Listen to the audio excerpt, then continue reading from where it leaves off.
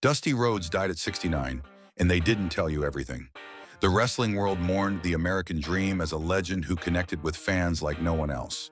But behind the scenes, there were serious problems. Family drama, bad business decisions, booking disasters that killed companies. The real story of Dusty Rhodes isn't just about dreams coming true. Dusty Rhodes was wrestling royalty, three-time NWA World Heavyweight Champion, the son of a plumber who became the voice of the common man. Vince McMahon himself said no wrestler ever had more natural charisma than Dusty Rhodes. Fans loved him because he felt real. He was their hero. But that's not the whole story. Dusty created something that wrestling fans still hate today. It's called the Dusty Finish. Here's how it worked. The good guy would win the match. Fans would go crazy. Then seconds later, the referee would change his mind or find some rule that didn't exist. The bad guy would keep his title. Fans went home angry.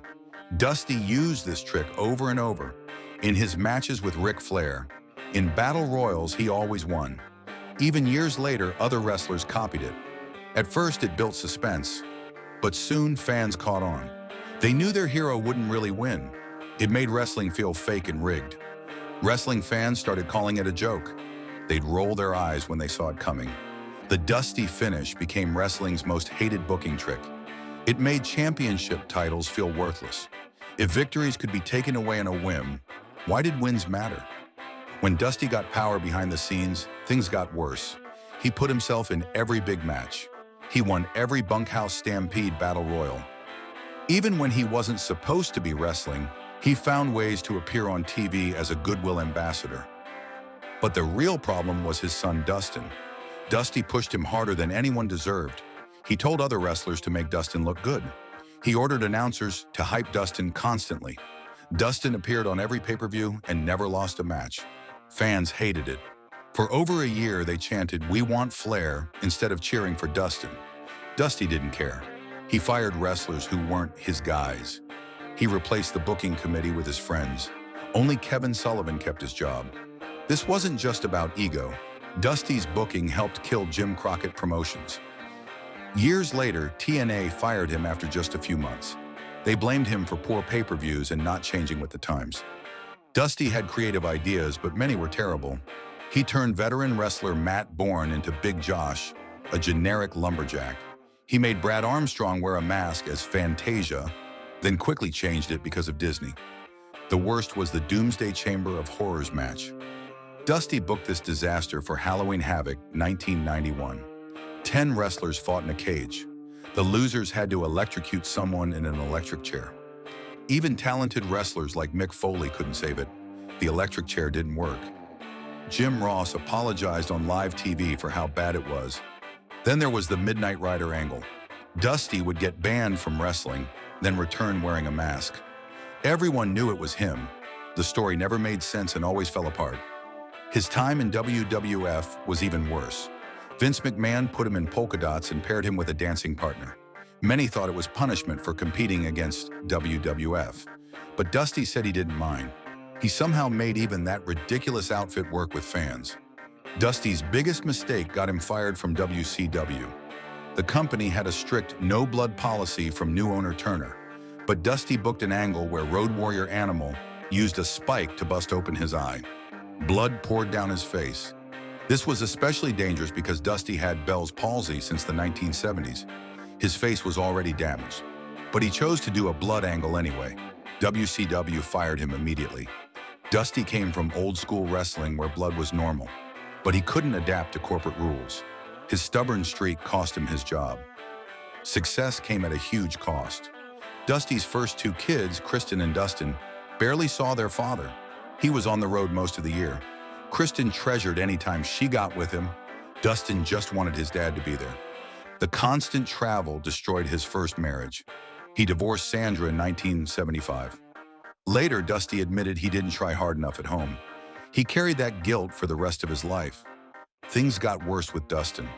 When Dustin started dating Terry Boatwright, Dusty hated it. Father and son stopped talking for 5 years. The fight tore the family apart. Even Dustin's daughter, Dakota, got caught in the middle. Dustin entered wrestling partly to get closer to his dad, but he also wanted to escape Dusty's shadow. He created the Goldust character to be someone completely different. Some say Dusty treated Dustin terribly no matter how well he performed. By the time Dusty realized his mistakes, it was too late. Despite earning big money for decades, Dusty lost most of his fortune by the early 2000s. He struggled to pay bills.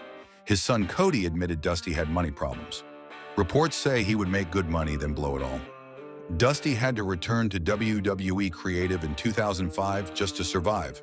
Some accounts claim he was dirt poor when he died. Money had to be raised for his funeral. A wrestling legend ended up broke. Bell's palsy affected Dusty throughout his career.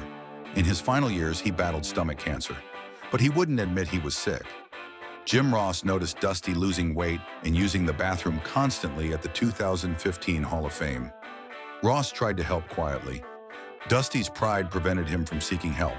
He fell at home, his kidneys shut down, and severe dehydration set in.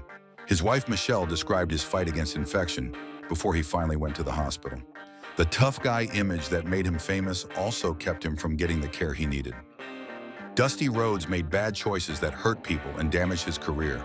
His booking decisions killed companies. His family relationships were broken. He ended up broke and alone with his health problems. But here's the strange thing. Fans still loved him. Even when he wore polka dots, he got the crowd behind him. Even when his booking was terrible, people remembered his promos. Even when he failed as a businessman, wrestling fans respected his passion. Maybe that's because Dusty's real story actually made the American Dream character more believable. He wasn't some perfect hero.